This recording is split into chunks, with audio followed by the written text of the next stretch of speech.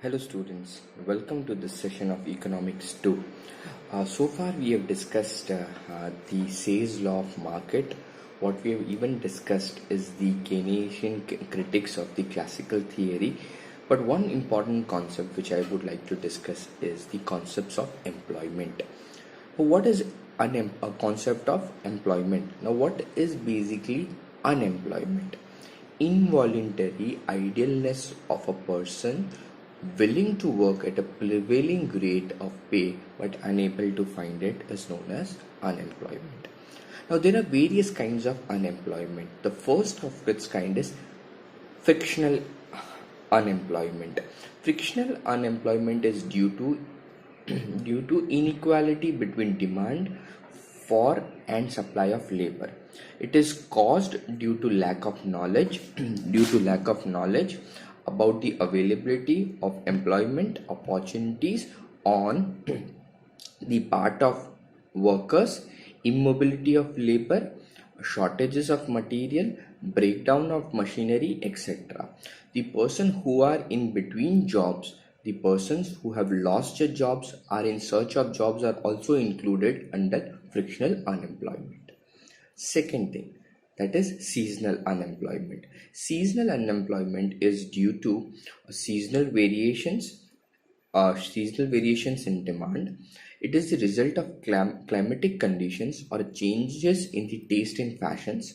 It prevails mostly in agricultural sector. Agricultural workers are fully employed during sowing and harvesting seasons, and for the rest of the year they remain idle. So there are multiple seasonal unemployment, correct? For example, in particular seasons you are employed, and particular season you are unemployed. Let's say kite flying festival. So if you are making some kite, you would be actually fully employed prior to the kite flying festival, and aftermath basically you would be unemployed. For example, agro industries like sago industry, sugarcane industry work for 5 to 6 months and they remain closed due to non-availability of raw materials in the rest of the period. The best remedy for seasonal employment is to make agriculture a full-time job. This can be done by intensive cultivation, mixed farming, dry farming, double cropping, etc. Employment opportunity should be created outside agriculture.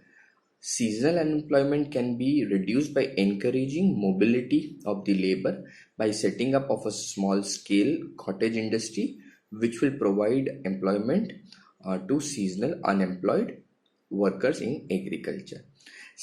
Third is disguised unemployment. Disguised unemployment occurs when one is employed but does not contribute anything towards the total production. In other words, even if that person does not work, the total output does not decline. Since marginal productivity is zero or near zero, it exists in non-agriculture sector also. Though to a much lesser extent, it is found in some overstaffed administrative offices, banks, LIC branches, and also among casual workers. Ever increasing population pressures existing for joint family, lack of occupational mobility, eviction of small farmers and tenants from the land, uneconomic holdings, increase in indebtedness of small farmers result in disguised unemployment. Technological unemployment, that is the fourth one. Technological unemployment arises due to changes in techniques of production. Keynes did not give importance to technological unemployment. Technological unemployment will be transitional. If the new techniques of production require same number of workers, on the other hand, if it needs smaller number of workers, this type of unemployment will be permanent. A special case of technological employment is that which is not due to improvements in the techniques of production but in the technique of organization. Management will made more efficient. It may be decided to modernize the existing facilities or close down the old plants. Improvement in technology leads to unemployment not only among the worker but also makes capital equipment useless. For example, mechanization of agriculture makes indigenous tools, equipment, and cattle useless.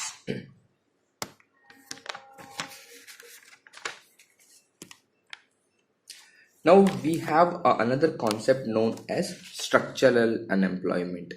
Now, structural unemployment, it is due to the scarcity of other factors of production, or due to the changes in economic structure of the society.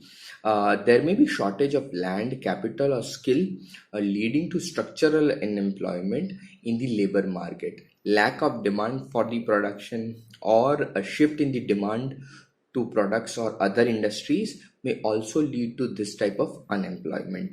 Structural unemployment occurs when economic changes are massive, deep seated, amounting to transformation of economic structures, the production function or labor supply distribution.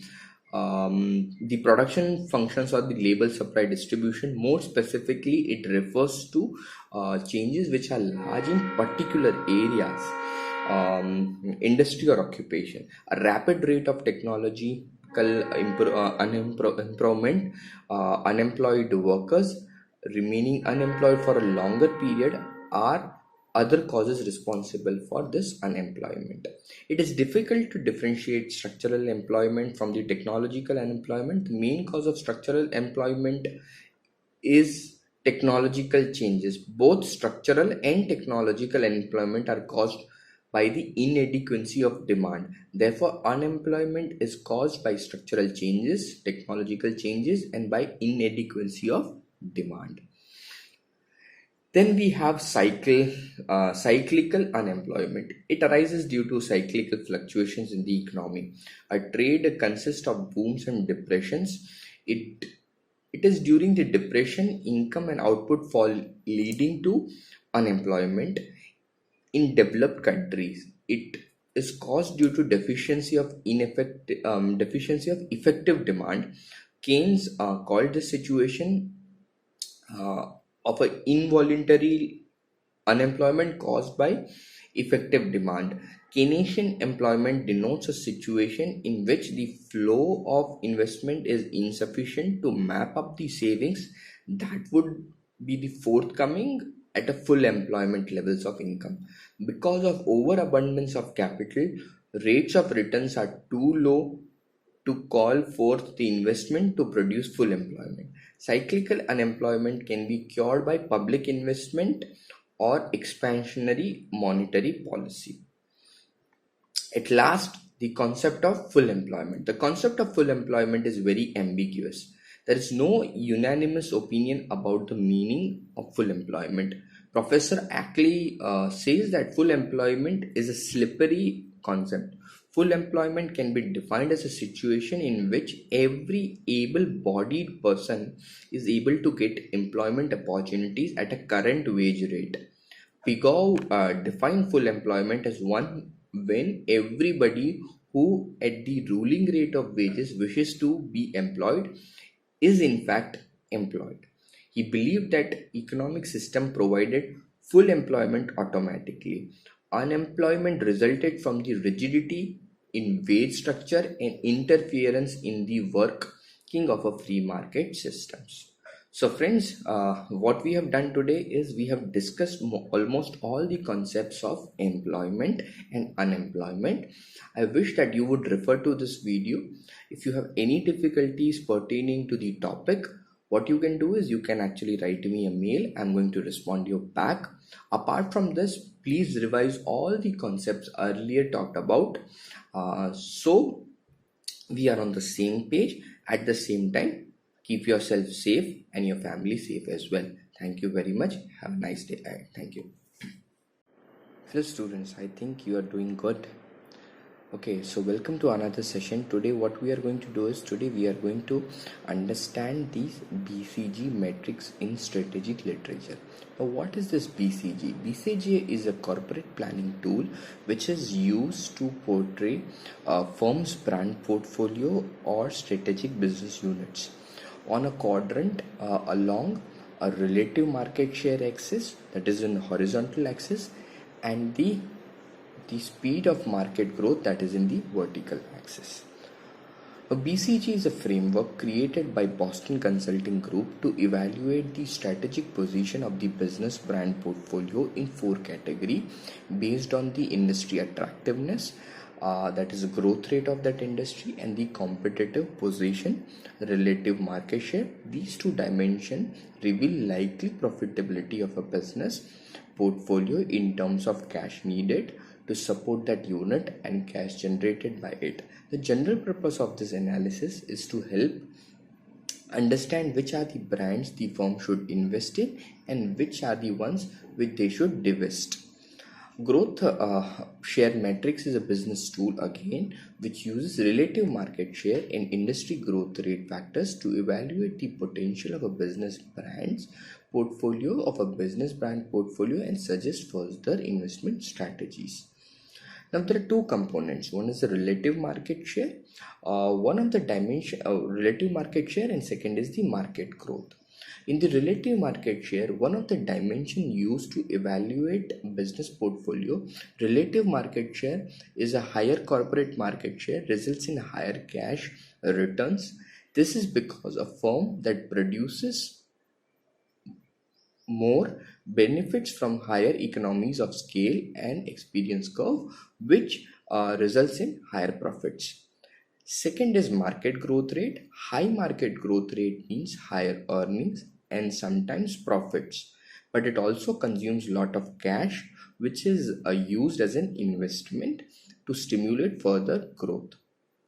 Therefore, business units that operate in rapid growth industries are cash users and are worth investing in only when they are expected to grow or maintain market share in future. Now there are four dimensions which we are going to talk of. The first dimension, there are four quadrants which we are going to talk one by one in the BCG matrix. The first quadrant is known as dogs. Now dogs hold low market share compared to the competitors and operate in slowly growing market. In general, they are not worth investing in because they generate low or negative cash returns. But this is not always the truth.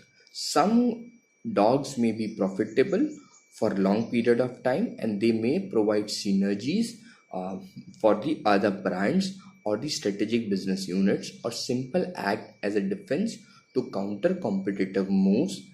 Therefore, it is always important to perform deeper analysis of each brand or SBU to make sure that they are not worth investing in or have to be divested. Second most important thing is cash cows. Cash cows are the most profitable brands and should be milked to provide as much as cash possible, and the cash gained from cash cows should be invested into stars to support their further growth. According to the growth share matrix, corporate should not invest in cash cow to induce growth, but to only support them so they can maintain their current market share. Third important quadrant is stars. Stars operate in a high growth industry and maintain high market share. Stars are both cash generators and cash users, and they are the primary units in which the company should invest its money because stars are expected to become cash cows and generate positive cash flows. Last one is question marks. Question marks are the brands that require much closer consideration. They hold lower market share in the fast growing markets, consuming large amount of cash and incurring losses. It has a potential to gain market share and become a star, which would later become cash cow.